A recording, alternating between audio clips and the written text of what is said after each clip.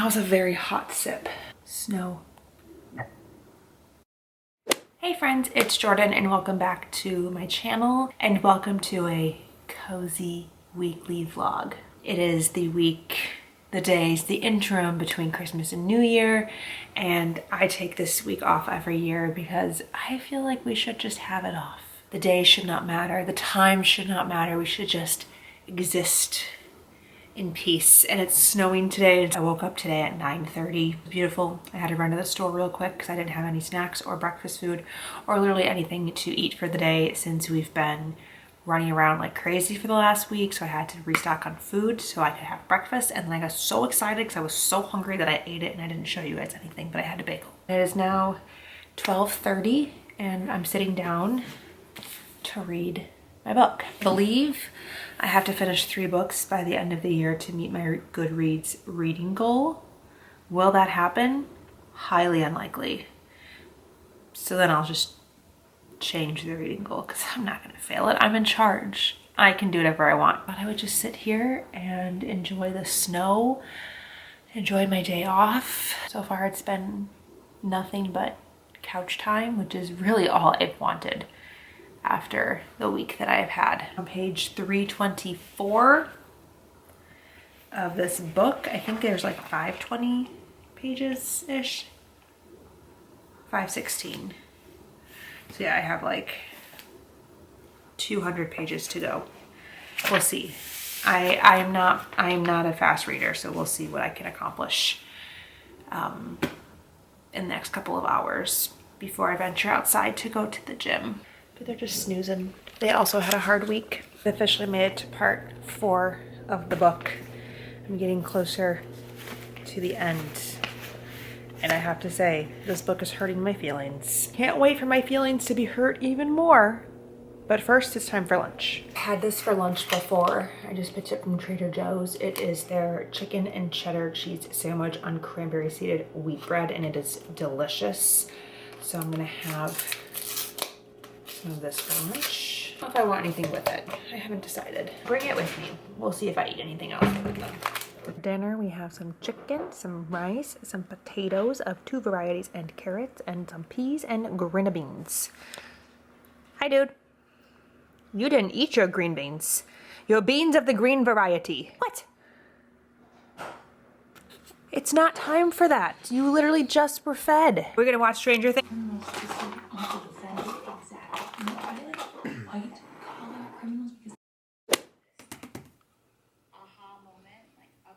So I finished my book, and this book hurt. This book hurt my feelings. It's been a while since I've like read fantasy series and like completed them. And I kind of forgot that like everybody dies and it's sad and your favorites die and then your other favorites' feelings hurt and that makes your feelings hurt. And that's kind of how I felt throughout the majority of this book. It's like a really, I think, well-rounded fantasy YA series. It doesn't read super young YA. I would say like middle to upper YA, but there's not as much like steam sexual content as say A Court of Thorns and Roses, which I think borders a little bit more on like an adults category. This definitely is like for younger readers, but I think it's like complicated and there's enough political intrigue and there's enough like substance that an adult could read this and still enjoy it. Characters are a little bit older. They're like upper teens to young 20s. So they have a little bit more thought behind their decisions. They like think more with their full brain. I think that's like what becomes a really hard thing to read from as an adult reading YA, is that the characters just make decisions that like are totally understandable for a 16-year-old, but it's hard as like a 30-something-year-old reading it and being like, yeah, that is how you would behave, but also I cannot condone this behavior. It's like a parent reading something, you know, like sometimes you're just not the right audience. But I think that this could transcend age ranges for sure, and especially like beyond the first book. The first book maybe feels a little bit more younger YA, but 2, 3, and 4 I felt like definitely fell into this like much more strong fantasy series. if that makes any sense. So yeah, I really enjoyed this. I gave it a 4 out of 5 stars. I think the things that were maybe holding it back from a 5-star is that I'm not as invested in this world as I have been in other fantasy settings. Like, I really enjoy it. I really enjoy these characters, but I'm not like invested in the same way that I have with other series. I do think that the lack of like romance, while a positive, a pro, could also be a con. It kept me a little bit more distant from the characters, because the characters themselves are just a little bit more emotionally distant, which feels a bit more appropriate for being in a war setting, growing up in a nation that is very militarized, very heavily martialized. Like, that makes sense that you wouldn't have like super emotional characters, but I do feel like that kind of prevented me from falling in love with them as much as I could have potentially if they had a little bit more emotion themselves. But I still really enjoyed this, and I would definitely recommend it, and I would probably read it again. I read the first 3 books twice, so you know, it's enjoyable enough to reread. Next, I'm going to rewatch the Eras Tour documentary, End of an Era. I've been making a separate video for that, and it's time for me to rewatch the episodes because I watched them with Pat and didn't like give you all my thoughts. I'm gonna do that now, at least the first episode. And then I think this is gonna be my next read, and probably my last read of 2025. Honestly, I know it's a very short novella, but tomorrow is New Year's Eve and I can't see myself finishing 2 books by then. But this is the next book in the Everyone in My Family Has Killed Someone series. It's a festive mystery. I wanted to read this before Christmas, but it didn't come into my library until like the week of Christmas, so I didn't get to it beforehand. But I've enjoyed the first 2 books a lot in this series. 3rd book comes out, I think, in the spring sometime, and I wanted to make sure that like I was caught up. Does this somehow pertain to the next book in the series? I don't know, but I don't want to be behind. A little Christmas mystery, and I'm excited. Everyone This Christmas Has a Secret by Benjamin Stevenson. I think that he's just a really fun mystery writer. They're like so meta and break the 4th wall, and I don't know, I think that they're a good time. And this one also says it has a deadly advent calendar of clues. There is for sure an advent calendar in here of some kind. You need to stop for a little Sammy. This is the same thing that I ate yesterday, just the other half. Open the presents that you have left under the tree. Yeah? Do you have any interest? Wait, let's not have the bones right now. I know the bones are good. You like the bones. Hey, we've got some presents of yours. In fact, we have 4 presents of yours. You can't have this one though. Sorry. Because you already have one and you broke it. Who wants to go first? Do you want to go first? Do you want to go first? You want this one? Yeah? Oh, yes. Does it smell good? What is it? What is it, Brew? Wow, it's a giraffe in a plastic bag. Isn't that exciting? Does it squeak? Scotty is excited about it. Okay, do you want to open this one? I think you're going to like this one. I think you're going to want it after I open it. I think she wants it before you open it. Whoa, what's that?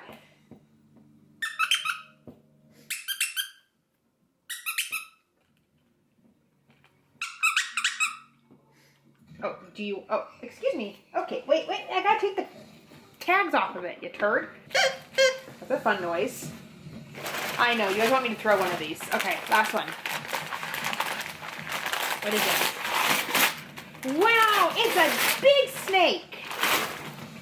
You love your snakes. These are their 2 new toys. There's a giraffe and a puppy dog. Which one do you guys want? We're gonna hear so much squeaking in the next hour. Okay, you want that one? You want this one? Okay, my goodness. Brew, do you want me to throw your toy? Oh, maybe not. Okay, let's not break the brand new toy. Well, Brew doesn't know how to share, and she thinks they're both hers because she stole that one out of Scotty's mouth. This is my dinner tonight. We have chicken, peas and green beans, and a potato. And then Brew is supervising, obviously. Happy New Year's Eve! It's Wednesday the 31st. It's 10 o'clock now. I've been awake for like maybe like 2 hours. I'm just enjoying my coffee of the day. I did put it in an actual coffee mug instead of that Ember coffee mug. You can't see me because the whole pot that I make doesn't fit in the Ember coffee mug, and I had to go back for the second cup. And then yesterday it was cold, and when hot coffee is supposed to be hot, I think it tastes like garbage once it gets cold. It's a Christmas cup from the Universal Studios, like in Florida, Holiday Parade. I'm reading my book. There's an advent calendar at the beginning, and he talks about how this is like an advent calendar kind of read, and you could read one story every day, but it's not required. Or I'm sorry, one chapter every day. But it has an advent calendar, and I noticed that the advent calendar is not in order. And that seemed suspicious to me. So, were this my own book, I'd probably just write on it, but it's a library book, so I took a picture of it and I'm writing on my iPad what we learn at the end of each chapter for the Advent, you know, in its respective places, because I feel like that's important. Halfway through the book on chapter 13, and the Advent calendar reappeared, which means, and it's filled in the way that I've been filling it in, which means I was on to something. And that makes me feel very smart.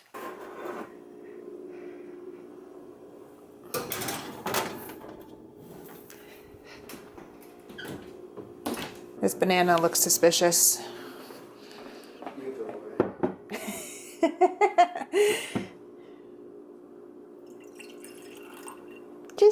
just a touch, because that's a little much for me.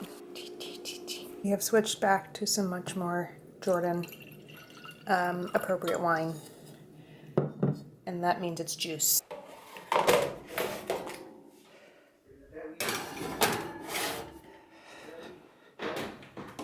Barbecue, chicken, pineapple, pizza, arugula, salad. Are we gonna watch Stranger Things? Do you want to? Yeah. Do you want to? I basically predicted Stranger Things. We're watching some man traversing the Alaskan wilderness instead of watching Stranger Things. I said we could watch Stranger Things. No. And we've watched, have we watched this one before? No. But I feel like we've watched every single one of this man's YouTube channel. I've been doing this for like over 10 years. There's a lot of them. He's been dropping a video every week for 10 years. Is this his full-time job? Yes. Huh. He just camps in the snow? Yes. Is this your dream job? I mean, this would be amazing, but I don't think I could do this. But we don't have that much snow here in the Midwest, so you wouldn't be camping in quite those conditions. I would need to move to Alaska. Okay. Alaska. How are we getting to Sitka? The proposal. Oh. Shame. But you don't get that either. I've got my little buddy here with me. I have a countdown going on my iPad. All of the New Year's countdown things are only available on cable this year. In previous years, I've been able to watch them on like the news websites or on Hulu or something. And this year, there's just nothing available to watch. So I'm having to watch a YouTube live stream on my iPad. And it's not like the fun Dick Clark rocking New Year's Eve thing, although that's premiering on Hulu tomorrow. So if you want to watch the New Year's Eve celebration the day after, that's a thing that's available. It seems like a really weird, like what's the viewership of that the next day? Anybody watch it? That is Bruce Foot. Pat went to bed like an hour ago. We watched the 7th episode of Stranger Things. I think I already told you that I basically solved Stranger Things in the last episode we were watching, episode 6. I figured out the whole, thing that was happening, and the way that, the thing. If you've seen it, the big reveal thing, I figured it out before, and I felt very, very, very smart. And I think I figured out something else that we haven't gotten information on yet, and so we're hoping to watch the last episode tomorrow. More minutes until the ball drops. and they're singing their little hearts out, singing Imagine. But yeah, Pat went to bed. He's sick, and aside from like that, he doesn't stay up late. So New Year's Eve is always a solo endeavor for me. So that's like really tanked my morale. But yeah, he took Scotty to bed, and I've got my buddy. Yeah, I got my buddy. Thanks for kicking me in the face. She's gonna hang out with me. We're gonna watch the ball drop in New York, and it's going to be a wild and crazy celebration into the new year for the East Coast folk. We're at a minute 35. Well, she just figured out that she was left out here by herself, and now she can go cry at the bedroom door. Everyone's abandoning me. I feel like every year that I watch this, they're off because they have like 15 seconds left, but it's already 11.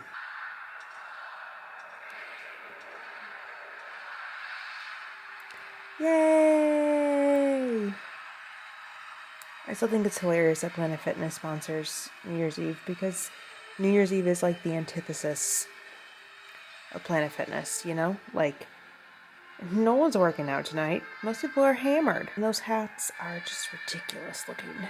So I don't know if we're going to get to do a countdown this year. Where's my phone? With the Chicago people, because Chicago is participating in the Rockin' Eve. Here we go.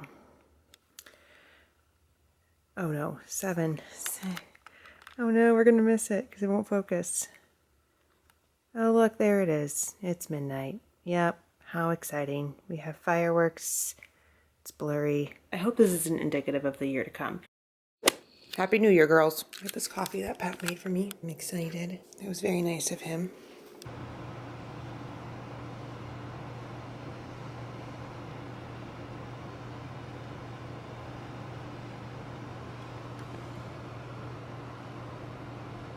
Made an error. I did not realize how cold it was out today because it wasn't this cold yesterday. I didn't bring gloves. That was my mistake number 1. And also look at my driveway. See how shiny that is? That's not water. Well, I mean, technically it is water, but that's ice. Just a sheet of ice. Again, I did not bring my gloves because I did not realize how cold it was. My car doors were frozen shut. Let's see if the car is frozen to the ground. Not this time. It was earlier this week. My sleeves are long enough, I can just use them as gloves. Well, it's officially doing that now. I don't know what that means. It's technically off. I don't know. Doesn't seem good.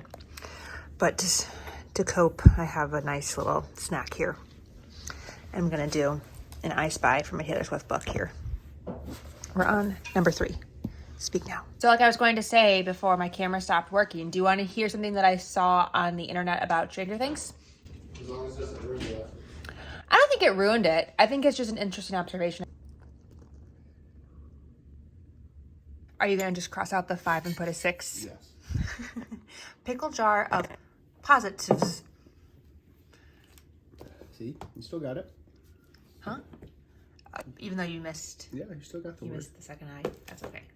Just cross out the 5, make it a 6. The famous blue wine. Lake effect. It's from Red Top. It's blue because of the Lake Michigan. He is sick. Woo! My God. Got it. Did you lose any arm hair? Open the eyebrows. Oh my God, that was scary. I'm back in my uniform of my pajamas. Have you seen me in the same outfit all week? The same sweatshirt? Yes. Don't worry about it. I'm having some blue wine. Patty and I just did our 2025 pickle jar of positives. Every single week on Sunday, we each write a little note about the best thing that's happened to us that week or something we're particularly proud of. We put it in the jar, and then on New Year's Eve or New Year's Day, we'll go through it and read all the things that we thought were the highlights of our weeks throughout the year. We've done this for 2 years now. It's a really good way to remember that you actually do fun, exciting things throughout the year. Sorry, we need to include the fire, right? He almost lit his face on fire for that. Do really fun and exciting things throughout the year. And I think it's important to remember that like we do accomplish things, even if we don't think we accomplish things, you know? This is very warm. Feels very nice.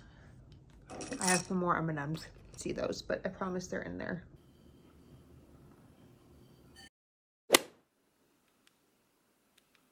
ground pork, rice, sweet potatoes, carrots, some arugula salad, and another instance of Pat almost lighting himself on fire. I connected like 2 pieces this morning. Wow. To each other, not to any of the bigger picture. This Dumbo's a pain in the ass. Serp. Hey. Brew. Good girl, Scotty. Brew. Nothing. Good girl. Break.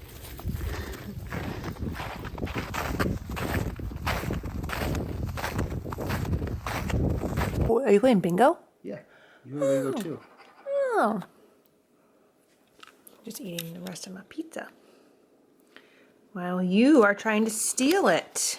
I won nothing, so I'm a big fat loser on both the bingo and the winter bonus blowout. A whole lot of nada.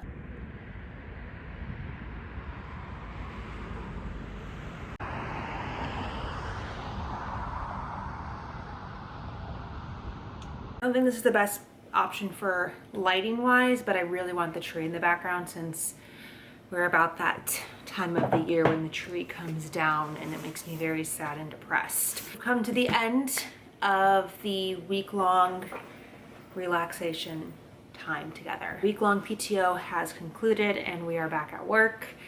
So let's do a quick rundown of all of the things that I've read. Well, not all the things, because I feel like I gave you a pretty good summary of A Sky Beyond the Storm and gave you my thoughts and feelings on that, but I've had a lot of things happen since then, which I really couldn't update you on because my camera was doing some very questionable things and I thought I had broken it, but I think I fixed it.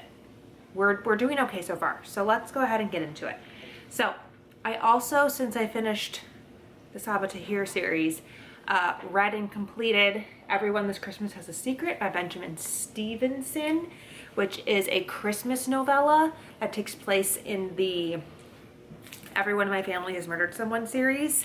And it's a very short book, very quick, fun read, but this was emphasized fun, like such a fun time. It's, again, like a murder mystery. It takes place over Christmas. He has rules for what is fair play mystery that we established in the first book, and he stays true to those rules in the second book as well, and even in this little novella, but he adds additional rules of what makes something a holiday mystery. I thought that was really fun and funny, and I didn't think this needed to be any longer. This was like a perfect quick little 160 page mystery. I don't think we needed to have a full-length book for this. I don't think we needed to have anything more. This was just like a fun little murder mystery, and it was clearly something that was written within the timeline but not within the necessity of reading. Does that make sense? It was something that he definitely didn't write with the intention of you having to read to understand the third book that comes out this year. I really enjoyed this. I gave it a 4 out of 5 stars, which is on par with what I've given the other books. So just because it was shorter doesn't mean it wasn't good. I really I don't know, I just had a really fun time with this. Following a main character, Ernest, as he helps to exonerate a character that we meet in the first book, who we haven't seen since book 1 and who has potentially been wrongfully accused of a crime. Potentially maybe it was them, potentially maybe it wasn't, and he is there to help them rightfully be released from jail. Potentially. I had a good time with it. I really enjoyed it. And then I also read and completed The Heart Principle by Helen Wong, which is a book that I feel like I've been putting off forever. And I guess I have, in a way. This is the third book in, I don't know what series is called, but the first book is The Kiss Quotient, which came out such a long time ago. I never read it because people reviewed it just as like being this really sad, emotionally wrenching story in comparison to the first two. And I do understand that take, but I also don't think it was so emotionally like wrenching that it was necessary for me to put off reading it for like 4.5 years. Helen Wong is a late diagnosed autistic individual with autism, who writes books with main characters or love interests who also have autism spectrum disorder.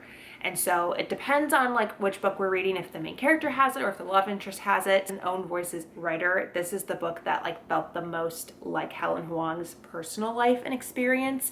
She writes an author's note at the end that really details how Anna, the main character, is her in a lot of ways.